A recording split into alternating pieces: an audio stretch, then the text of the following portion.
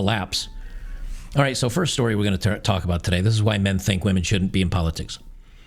I am so tired of politics turning into WWE wrestling. Who can get the most attention? Hey, everybody. Hey, conservatives, look at my... Hello there. Yes, that's a thing. And make America great again while wearing a bikini, and I'm just tired of it. I long for the days of politicians who were boring and dry and knew policy and knew how to run a country and just wanted to step up and say, here's my policies. And then they'd lie to us and never do anything of the sort. But at least they were mature about it. Like, I don't know.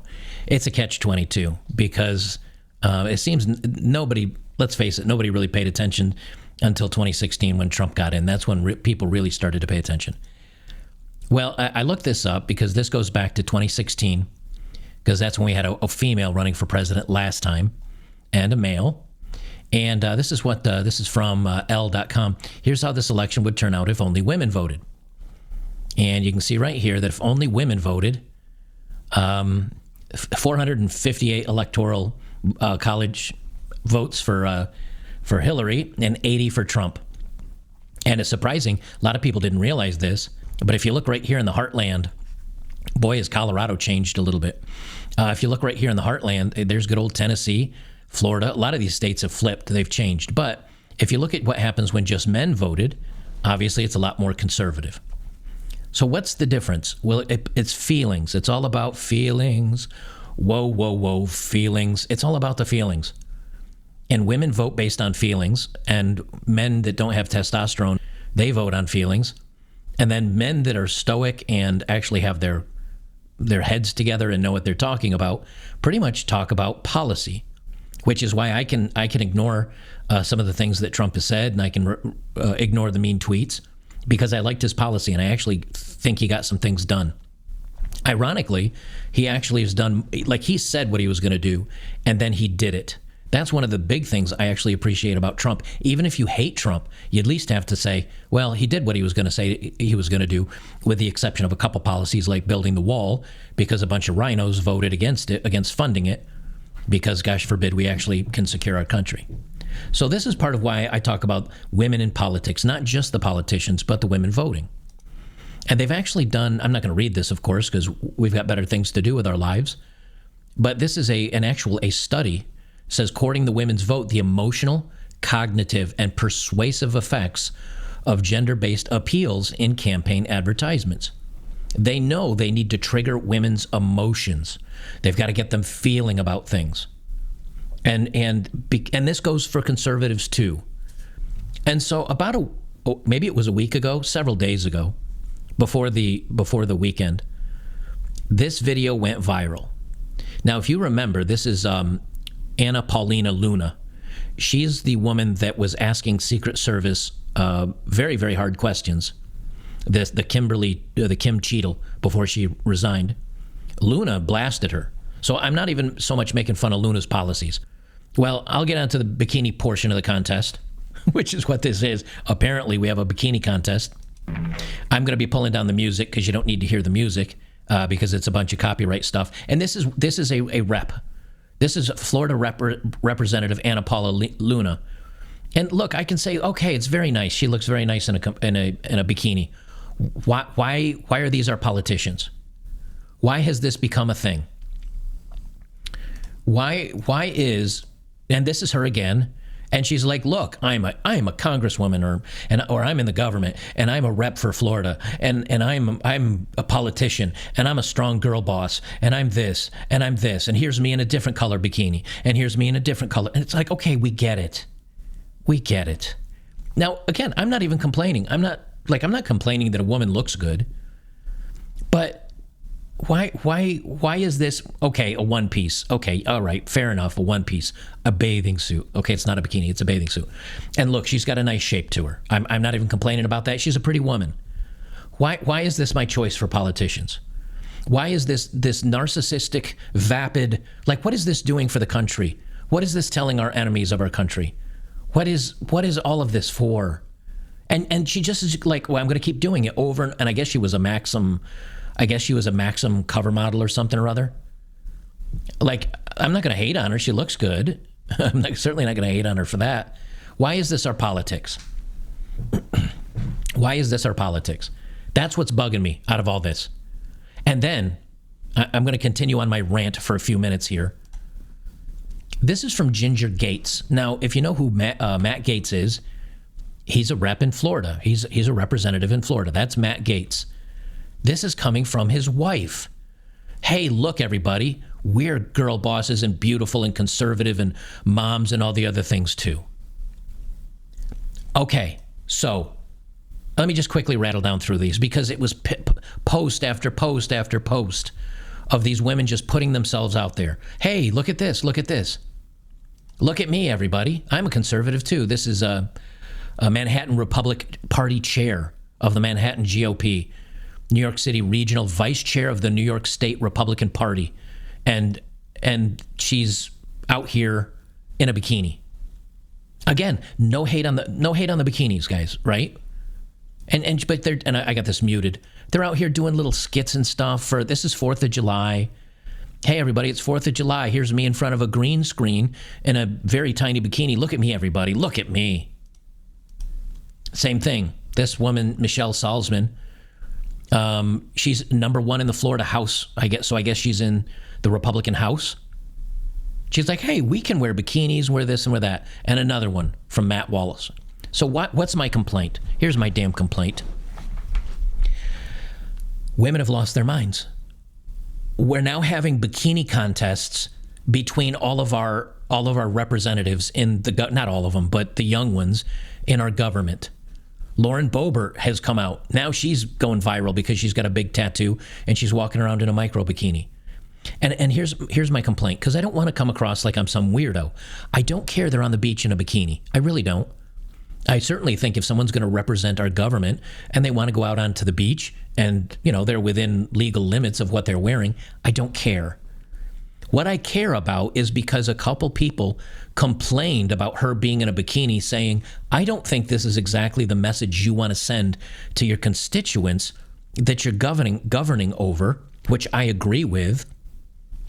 Now these women are coming out saying, no, I can be both. I can be everything. I can be a mom, and I can be a governor, and I can be this, and I can be that, and I can be a state rep, and I can still be beautiful and attractive. And like, why are we doing this? Do we not have other issues to worry about? Like maybe Democrats, maybe Russia, maybe China, maybe the conflict in the Middle East, maybe not our economic issues. And then when people come out, like there were many saying like, oh, who cares? They're just having a little bit of fun. A bikini or a bathing suit competition is now fun when we've got all these other problems to worry about in the world. And then me as a dude, I mean, I am a guy, I can say, yeah, okay, great. Thanks for the bikini pictures. Now, will you please get to work fixing things? That's what I feel like right now. That's what's got me so angered. I feel like no one's working on anything. No one's fixing anything. No one's actually doing anything. They're too worried about what they look like on social media. And this is what's going viral. This is the stuff that we're talking about. And that's why I make the comparisons to Idiocracy. If you haven't seen Idiocracy, great movie. Go watch it. It is now a documentary. It's about a guy and a woman. They get put in capsules. They get put to sleep as an experiment. It was going to be a year or two or whatever, and they end up going to sleep 500 years. They wake up and everybody's an idiot. And they have Macho Camacho as the president of the United States. And his cabinet, what was she, Secretary of Energy or Department of Education, something or other, was a bimbo with big boobs. That's what I feel like we're being run by right now. That's what this reminds me of. From the New York Post, Florida Rep Anna Paulina Luna speaks out after years-old footage of MAGA swimsuit goes viral. 35-year-old sported the suit in 2016 to show her support for Trump before she began serving the House of Representatives at the start of last year. And you can say, well, this is before she got into her political career. What? Can we just not? I'm confirming that I have indeed worn swimsuits, and you can tell I'm a biological woman, she snarked on, and that's the entire article. There you go. This entire article is 3 sentences long. But it's clickbait because, and of course I clicked on it to bring it up for this story. This is a great example of what our media is doing now. The New York Post used to be a legitimate newspaper. Now, filed under politics, we've got this story with 3 sentences and a quote, and that's it. Also from the New York Post, Lauren Boebert's massive secret tattoo revealed in latest bikini pic highlighting conservative women. Who cares? And I don't care she's got a damn tattoo. I don't care she was in a bikini. And this entire story, what do you think, guys? Let's see. How many sentences? 1, 2 sentences, 3, or a quote, 3 sentences. This is 4 sentences from the New York Post. 4 sentences and bikini pictures. I'm so tired of politics. Not real politics. Not when you're talking about what's going on with our clash with other countries, what conflicts we're in, what problems we have, problems with the border, problem with our debt, our national debt, problem with crime, all these things that have a lot to do with politics and who you've elected to run your country. I don't get tired of those politics. I get tired of the fact that we're bordering on perhaps one of the larger financial collapses in at least the last 30 or 40, maybe more years than that. We might be going all the way back to 1970 or worse when it comes to that. We've got an election cycle where one party is just outright lying. Now, you can say Trump says lies like, I had the biggest political rally ever and more people showed up than ever. Okay, yes, maybe that's a bit of a white lie. Whatever. It's bragging. I get it. And then you've got the other side saying Donald Trump did this and Donald Trump did that. And the fact checkers, including left-wing fact checkers like Snopes and PolitiFact, have come out. And they, 3 years too late, by the way, 3 years after the last election, came out and they said, actually, no, this is a lie. And Biden repeats that lie for the last 4 years. Does our news media call him out on it? Nope. Does CNN and MSNBC, do they say, actually, we found out this is a lie? Nope. They go right along with it. The DNC was nothing but, 8 hours of lies. And because our media won't report on that and won't talk about this thing or that thing, what are they talking about instead? They're talking about women's butt cheeks and bathing suits.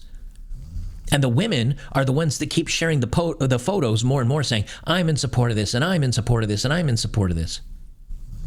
You know, they say that politics is downstream from culture.